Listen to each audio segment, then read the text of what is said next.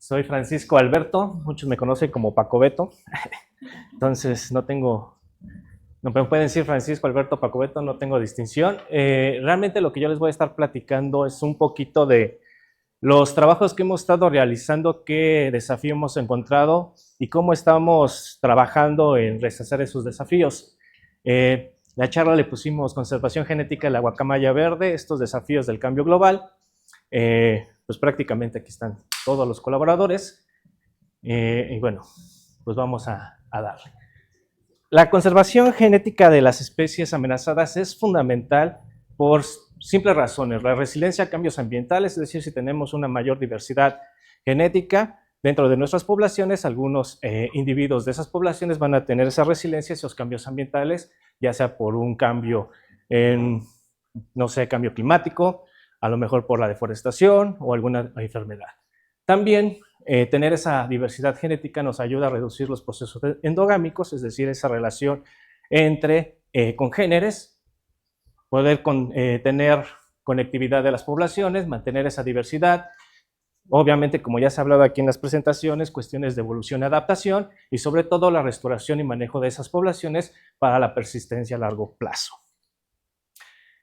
Dentro de estas especies amenazadas con la que yo trabajo es la guacamaya verde, Ara militaris. Les voy a dar algún contexto muy rapidísimo. Es una especie que mide más o menos 75 centímetros de pico a cola, realiza movimientos estacionales de 0 hasta los 2.200 metros sobre el nivel del mar. Estos movimientos estacionales tienen que ver con la dieta, con la alimentación, que se le conoce como una especie especialista. Entre el 10 y el 20% de los recursos que están bueno, del 100% de los recursos disponibles solo consume entre el 10 y el 20%, tiene una capacidad de anidar en dos formas, digámoslo así, uno a través en paredes kársticas y otras en cavidades de árboles. En cavidades kársticas, que siempre es en el bosque tropical seco, porque los árboles no dan el tamaño del DAP para que puedan anidar en los árboles. En los árboles es en el bosque tropical subcaducifolio, ¿no? Hay una diferenciación de anidación entre regiones que tiene que ver con el recurso alimenticio. El rango hogareño casi siempre andan volando hasta 25 kilómetros al día, es decir, en busca de ese recurso, y andan sobre 87 kilómetros en promedio ese rango hogareño, ¿va? Bueno, ya hablamos del hábitat preferido y está asociado muchísimo a cañones, cañadas y barrancos del bosque tropical caducifolio y subcaducifolio. ¿Dónde se distribuye la guacamaya verde? Bueno, la guacamaya verde se distribuye en América nada más. Tenemos 3 subespecies: Ara militaris mexicanos, Ara militaris militares, que es en la parte de la Gran Colombia, lo que era la Gran Colombia, Ecuador, Colombia, Perú, y lo que es Ara militaris bolivianos, en la parte norteña de Argentina y sureña de Bolivia. En México tenemos Ara militaris mexicanos, tenemos en 2 grandes regiones, la vertiente del Pacífico, que va desde Sonora hasta Oaxaca, y la vertiente del Golfo de México, que es prácticamente en los estados de Tamaulipas, Querétaro, San Luis Potosí y Guanajuato. Ay, perdón. ¿Cuáles son los efectos que han tenido las poblaciones de la guacamaya verde o que están teniendo en declive sus poblaciones? Pues son 2 que ya también el doctor Enrique Meyer comentó para los mamíferos, ¿no? Lo que es prácticamente la deforestación y cambio de uso de suelo y la captura por el comercio ilegal. Esto es algo bien interesante. Se tienen estimaciones en citácidos de manera general que cada 100 citácidos que son atrapados para el comercio ilegal, el 70% muere. Es decir, que hay una mortandad muy, muy alta. Y la deforestación está teniendo también efectos directos sobre zonas de reproducción y zonas de alimentación. Y esto ha llevado a que la guacamaya verde sea reconocida en la IUCN como vulnerable y dentro del CITES como el apéndice 1, que es de los más fuertes, y en la NOM, en la mexicana, en peligro de extinción, ¿vale? ¿Qué se ha hecho con la guacamaya verde en México basándonos en la genética de la conservación? Bueno, prácticamente se han hecho estudios con microsatélites, donde han encontrado 2 unidades de conservación gigantescas, que es la del Pacífico y la del Golfo, y también con otros marcadores mitocondriales han encontrado 3 zonas o unidades de conservación genética, las que están en la parte norte del Pacífico, toda la planicie costera del sur de esta región del Pacífico y lo que es la región del Golfo de México. A raíz de toda esta información, pues han surgido varios desafíos. Uno de ellos es la extracción ilegal. Ese es un desafío bien interesante. Vean, entre el 2010 y el 2020 hay decomisos de cientos de ejemplares de guacamaya verde, principalmente en Oaxaca, Guerrero, Jalisco y Michoacán. Pero no solamente queda ahí, sino que también se ha habido decomisos en Estados Unidos y en Europa, que van directamente a ese comercio internacional.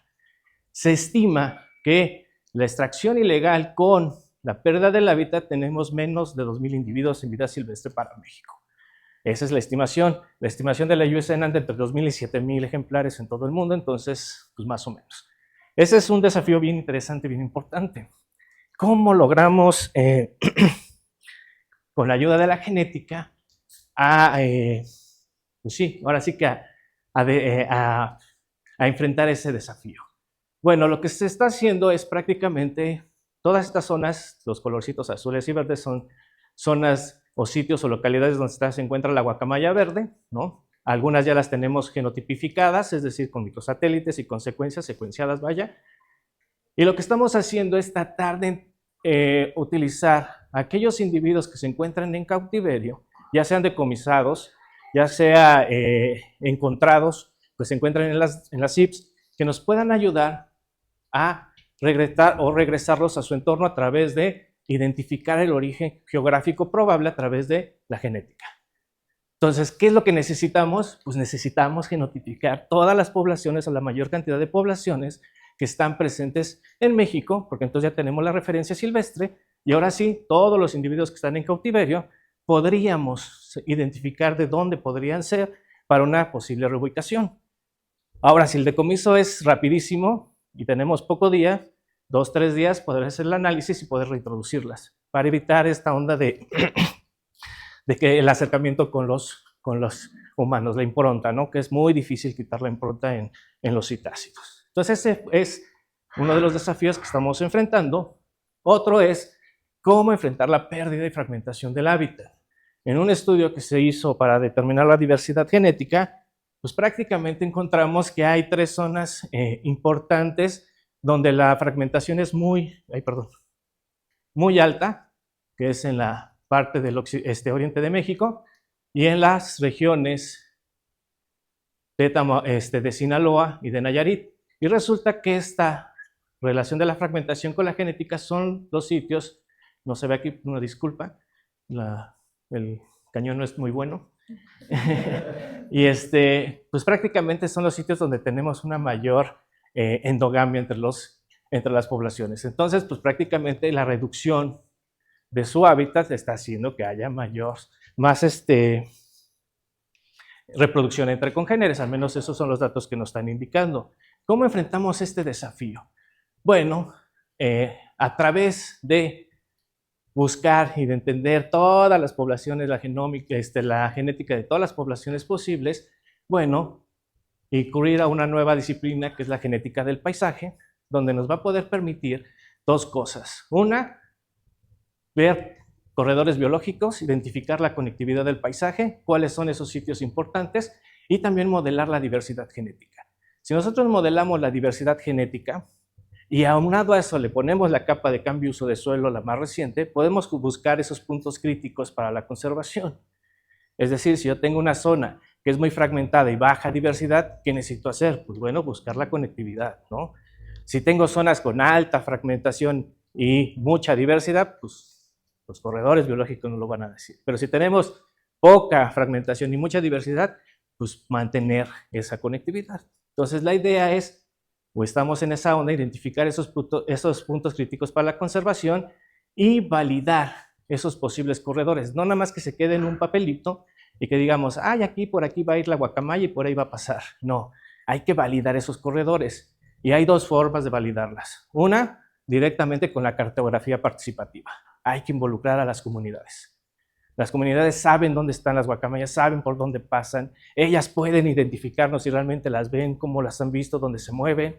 Y también los expertos, ¿no? Hay muchos grupos de trabajo con guacamaya verde en lo largo de México que podrían indicarnos cómo se van dando esos corredores. Entonces, en eso estamos trabajando para enfrentar este desafío. Y el último, que es el cambio climático, que está de moda, ¿no?, en la actualidad.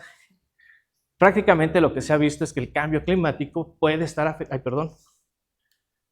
afectando, pues sí, la disponibilidad del alimento, donde se encuentran los recursos para la sobrevivencia, y eso lo hemos estado corroborando en el último año, que fue el año del Niño, año y medio, donde ya tenemos trabajos hechos en la Sierra de Guerrero, en el Alto Balsas, donde tenemos casi 12, 13 años trabajando ahí con la dinámica poblacional, y ese año del Niño fue catastrófico, ¿no? Se movieron muchísimo las guacamayas, no hubo reproducción, zonas donde no se les veía se empezaron a ver, no hubo alimentación. Entonces, pues sí es importante determinar cómo está influyendo el cambio climático en las poblaciones. ¿Cómo lo queremos enfrentar? Y aquí es donde entra el doctor David. Queremos empezar a ver de las especies, como un trabajo que ellos hicieron, donde identificaron con el perico corona lila, ¿no?, donde vieron aquellos sitios que posiblemente serían los críticos para conservar si aumentaran las temperaturas en los diferentes periodos de tiempo. Y bueno, como han visto también en la presentación anterior, pues prácticamente pareciera que las costas los bosques tropicales secos del Pacífico serían una buena solución. También se distribuye en el bosque tropical seco, muy similar a la guacamaya verde, y entonces la idea es replicar este tipo de trabajos y escenarios. ¿Para qué? Pues para tomar mejores decisiones, mejores esfuerzos en la conservación y lograrlo a largo plazo. Esos son los 3 desafíos que estamos atendiendo con la guacamaya verde después de tanto trabajar con ella. Pero en el último trabajo que tuvimos también, que se publicó apenas, nos dimos cuenta que pareciera que la guacamaya verde en México podría ser una nueva especie. Esto con los datos moleculares que obtuvimos y con los análisis de divergencia de nicho ecológico. Pero ¿por qué no nos atrevemos a decir si realmente es Ara mexicanus? Porque para empezar necesitamos más estudios genéticos y morfológicos, como los que vieron con el trabajo de Pablo, de la Nutria. Y si esto llegara a pasar, que estamos trabajando en ello, pues tendríamos una especie endémica para México de citácido, sería la especie endémica de citácido para México, como la guacamaya, la única guacamaya endémica para México, y tendríamos prioridad en la conservación, ¿no? Había una protección ilegal específica, había financiamiento mayor para esto y una mayor visibilidad para poder protegerla. Entonces, esto es como en general lo que estamos encontrando, lo que estamos viendo de toda la chamba que hemos estado realizando. Y esta chamba pues no sería posible sin tanta gente a lo largo de 18 años, ¿no? Hemos estado por todos lados buscando las localidades con las guacamayas, obteniendo las muestras, sacando la chamba. Y bueno, también agradecer a todas las instituciones que están participando en estos proyectos. Y de mi parte sería todo. Muchas gracias.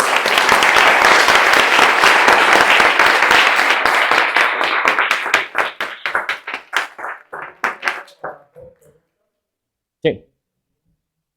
Bueno, primero que nada, felicitarlo porque fue una presentación bastante buena. Me parece que el trabajo que están haciendo es realmente útil en pro de la conservación de estas especies, pero mi pregunta va encaminada sobre, pues ya se tiene este estudio de base de que pues por todos lados se trata de demostrar que son especies en peligro, ¿no? Que es multifactorial este estatus en el que se encuentran, pero de qué manera con esto que se tiene uno puede acercarse a los tomadores de decisiones y decirles, pues es que esto es importante, ¿no? Y particularmente creo que es un poco más difícil con los citácidos porque están muy asociados a esta relación de compañía, de ornato y compañía con los seres humanos. Entonces es difícil que personas tomadoras de decisiones lo relacionen como parte esencial de un ecosistema, ¿no? Entonces,